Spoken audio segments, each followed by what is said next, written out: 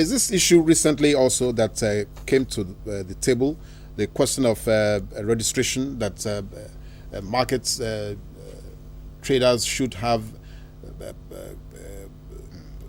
party cards to entitle them to enter? Did you experience that in your area? The one I know that Lagos State government is doing vigorously is the Lagos Lasira, or whatever they call it. This resident counting. Okay. In Lagos. Okay. That if you are a resident in Lagos, for God's sake, get yourself registered. Let us have a data, a statistics of to show that you are living in Lagos. Living in Lagos. I think that one is all right. Everybody should be able to say, yes, I'm living in Lagos, I have registered.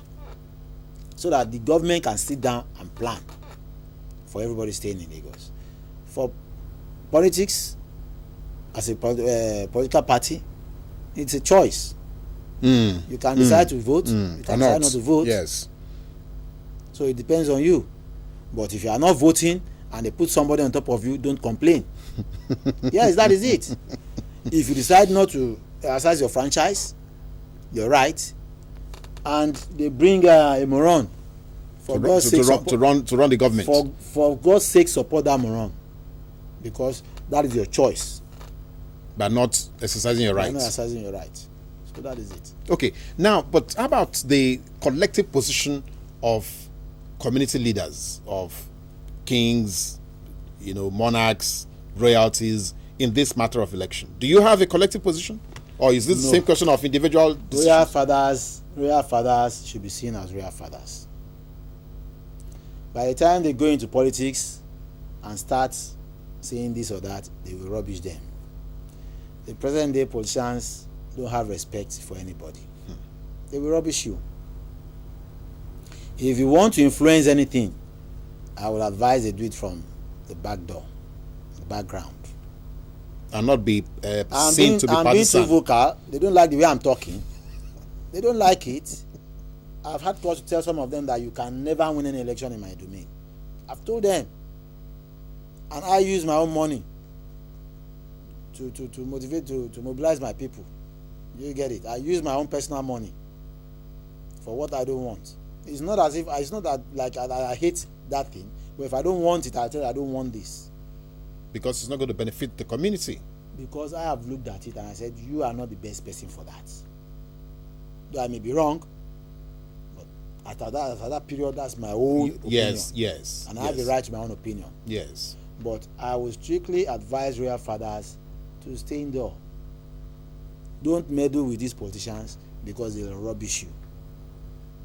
By the time we make our constitution to bring in the royal fathers into governance, because I am an advocate of that. Of that, yes, because I was just going to come to that. Yes, I'm an advocate of that. These people, you run to them when they are crisis. You run to them for advice, and yet you push them out of government, and you come and dole peanuts to them. Let them be in that government and say, this is what we want. This occupy is what a place. This is what our people want. You get it? So that they can have a voice in governance. No, but would that not be in the face of what the confab will probably come up with? Yeah, because if the confab is not going to agree to this, then what happens to this position? The confab is not. The confab will accept all shades of opinion. Okay. There are no go areas. We are saying there shouldn't be any no go area. Let us all discuss everything. What we want, we all agree. What we don't want, we all agree. And that's why we are even saying, let us have regionalism. So that if the lower Niger people are saying this is what they want, it may be different from what we in the West want. Prefer, yes. So let us practice what we want. Let them practice what they want. But let us come down, let us meet at the center in the name of Nigeria, yes, and project Nigeria to greater heights. Now, before you leave, Chief, my producers, I don't know exactly what the problem with the telephone lines are, but we'd like to appeal to our viewers. You can send your text messages to the second line so we can read your questions, your comments before we let Chief leave this studio. Now, what would be your word, to members of your community? Because I'd rather we have a positive, a positive outlook at what is going to happen to Makoko at the end of the journey. Let's hope that this can actually transform the environment. So what is your outlook? You see, Makoko, like I said, is a miniature Nigeria. It's a mini Nigeria. And I've taken my time to look at the people there. Very funny set of, very good, very intellectual set of people. You have people who do a lot of things. You see, they are very industrious. You only have to now direct that industry to positive things. Do you get it? Young men, vibrant young men, you can use them for so many things, and you can shape their lives for better if we have a plan in place which we can follow. Do you get it? But if we want to play politics with the lives of our people, I, as a person, will have no choice than to sit down and be looking, because I don't have that power. Yes. Before I got to Makoko, there used to be so many crimes committed. Yes, you were mentioning daylight rape, all kinds of. They were killing themselves. I had photographs of people who had been murdered, and yet the immediate police could not do anything. They were harmless. Thank God for SARS, Special Anti-Robbery Squad. Thank God for Banti, who came to our rescue. Do you get it? But these young men too can be redirected to doing good things. Are you getting me? I've taken time to look at them, and I've seen that with little effort, a lot of things will come out of Makoko. I told my family, I said, if we all join hands together, and rebuild Makoko. As the first stakeholders, yes. And rebuild Makoko, my own immediate family, I told them that at the end of every year, if I bring 100 million to them to share, then they should say I'm a thief. That you have stolen money. You are bringing 100 million for us to share at the end of the year, you are a thief. They should tell me that.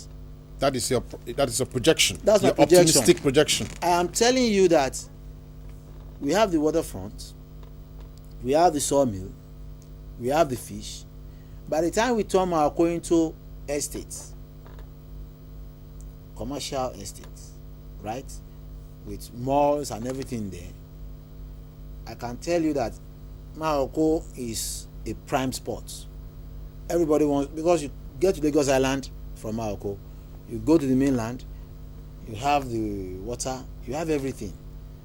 We can have a recreation center there with the wild wadi type of things in yes. It can be done on the waterfront, and so many tourists will come there because they'll see the third mainland.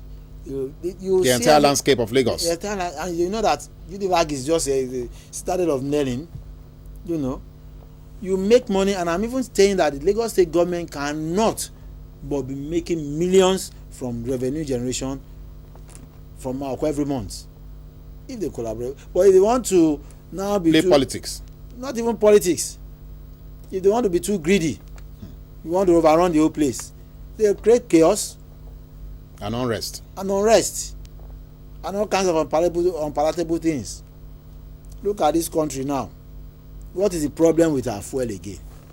Go and see our streets. It's an example of what I'm telling you. Nigerians were happy going about their normal businesses. Only overnight, see our streets. So if government does not plan well for Makoko, they will have that kind of problem. All right. Okay. So that's where we're going to leave it. We are going to allow Chief Akinsemoyin to. Okay, so thank you very much, Chief Akinsemoyin, to come on the show. Thank you so much. Thank you for the way you have painted what the future should be like. If all of us can put our hands on the table. Yes. Nigeria will be great. We are not going to separate, but we are going to have our separate regions, which we can develop at our own pace. Various spaces. Thank you very much. So on that note, we would like to believe that going forward, Nigeria remains one, but let all the constituent members of the country therefore find their own rhythm and how they're going to develop.